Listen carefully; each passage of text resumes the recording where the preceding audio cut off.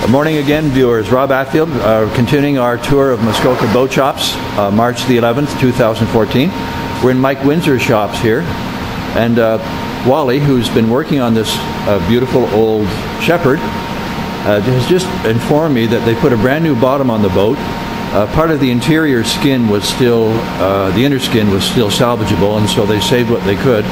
But there's been a whole new mahogany planking put on the boat from stem to stern. It's a 1950s Shepherd, apparently, 18-footer, and it looks like it's more or less had a complete rebuild. I see some new transom planking here. Engine's been removed. I understand it's being restored. Shepherds are known for their fairly hard ride. You can see there's not much of a V here in the hull. They have a tendency to bounce, I understand. But they're certainly heavy water boats. And solidly constructed, they'll certainly take quite a bit of rough sea. I expect this boat's going to look quite beautiful when it's all done. Maybe we can come back toward the finishing touches. There you have it. And in the stern here, of course, is the engine cover. Viewers, we're looking at another shop in, another room rather, in Mike Windsor's shop in Gravenhurst, Ontario here. And we're looking at an absolutely fabulous Minett, 26-footer, dating from approximately 1916 to 19 rather. The boat, Mike was telling me, was in a fire in the 40s, and presumably the front end sank and was saved. And the rear end apparently was saved down to the water line. And the chap who restored it at that point did some fiddling and twiddling and basically turned it into a runabout. And Mike has, using his knowledge of Minetts and research, has restored it to its likely original configuration. One of the things about Minett that makes these boats so absolutely amazing is the incredible wood detail.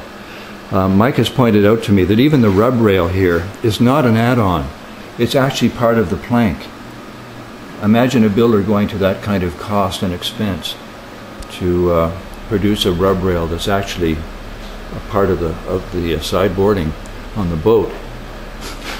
Mike has also pointed out that another feature of Minetts was the transom, which is 3/8 thick, but when you look at the sides here where the side planks meet the transom, it only seems to be about a quarter of an inch, and that's because the planking is mitered to make it look more professional, I guess, and perhaps provide additional durability. Anyway, this is an absolutely stunning piece of work. Mike's had the boat, I believe, for about 5 years and has worked on it. It's his boat at this point, and he's been working on it as time allows. Mike also pointed out to me the fact that there's some very complex wood joinery involved in creating a wooden windshield for a boat of this nature. Mike's put a new bottom on it, new grids, which of course are really helpful to keep the boat aerated properly.